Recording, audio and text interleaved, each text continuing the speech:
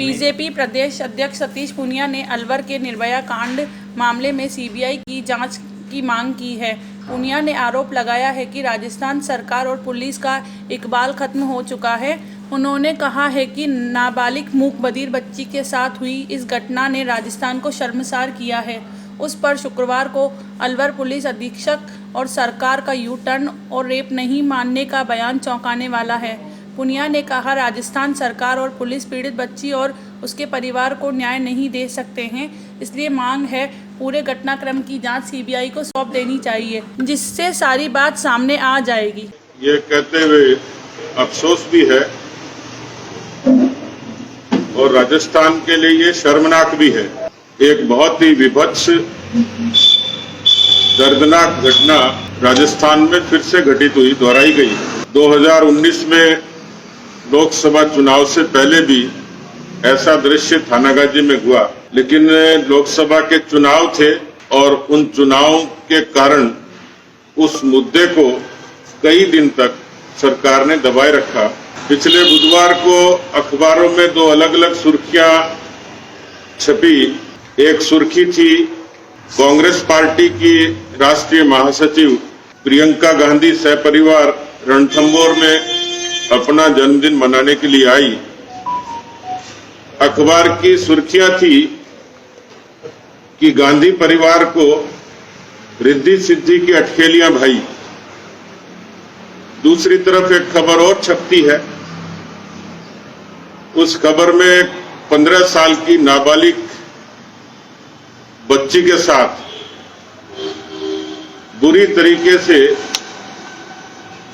उसके private part को damage करते हुए एक दर्दनाक सी घटना पुलिस की तरफ से आती है। 3 घंटे ऑपरेशन होता है और सर्जरी करने वाले डॉक्टर कहते हैं कि भगवान न करे हमें जीवन में ऐसी कोई सर्जरी दोबारा करनी पड़े। एक बार की पूरा प्रदेश सकते में आता है, पूरे देश भर में ये खबर सुर्खियां बनती है। और कल अचानक अलवर की पुलिस अधीक्षक जब प्रेस कॉन्फ्रेंस करती है और अचानक ये कहती है कि दुष्कर्म के कोई साक्ष्य नहीं है। इससे के पहले की पृष्ठभूमि में सरकार के मंत्री उस पीड़िता के हाल जानने जाते हैं। उसको बलात्कार के मुआवजे के रूप में 3.5 लाख रुपए देते हैं उसके परिजनों को। एसआईटी गठित की जाती है। एसआईटी की रिपोर्ट आए बगैर और इस तरीके का पुलिस प्रशासन का यू टर्न ये सवाल खड़े करता है, क्या प्रियंका गांधी जी को इस जलालत से बचाने के लिए यू टर्न हुआ?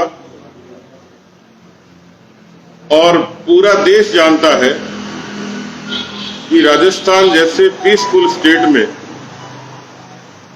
पिछले 3 वर्षों में अपराधों की जो बाढ़ आई है, 6,51,000 मुकदमे आज तक राजस्थान के इतिहास में दर्ज नहीं हुए।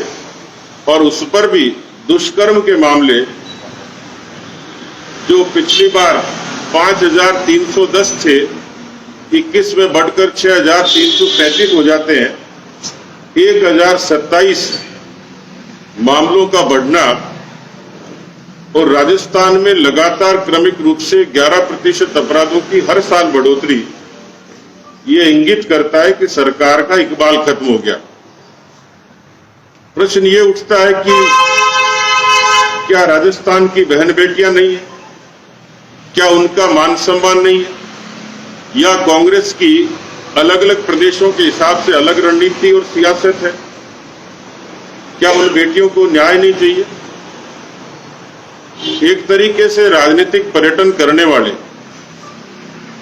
और सुर्खियां बटोरने वाले, ट्विटर पर जिंदा रहने वाले कांग्रेस के नेताओं से सीधा सीधा सवाल है कि ऐसा कौन सा प्रश्न खड़ा हुआ? क्या इस पूरी घटना पर कार्रवाई को यू टर्न देने का कारण उत्तर प्रदेश और पंजाब के चुनाव हैं। कुल मिलाकर जिस तरीके की घटना हुई उसमें सरकार की संवेदनशीलता दिखनी चाहिए थी, नहीं दिखी। कांग्रेस की राष्ट्रीय महासचिव जिस तरीके से एक्ट करती हैं उस तरीके से उनका आचरण बिल्कुल विपरीत था। मुख्यमंत्री जो गृह मंत्री हैं बात बात पर ट्वीट भी करते हैं और बहुत आक्रामक रूप से अपनी बात रखते हैं।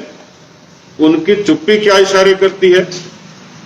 क्या उनकी नजर में राजस्थान की बहन बेटियों की इस तरीके से दुष्कर्म की और गैंगरेप की घटनाएं उनके लिए कोई मायने नहीं रखता? ये सारी चीजें कांग्रेस पार्टी के, कांग्रेस के नेताओं के आचरण के, राजस्थान की सरकार के सीधे सीधे उन पर सवाल खड़े करते हैं। और इसलिए दुर्भाग्य और तब दिखता है कि जब कॉलेज की, स्कूल की छात्राएं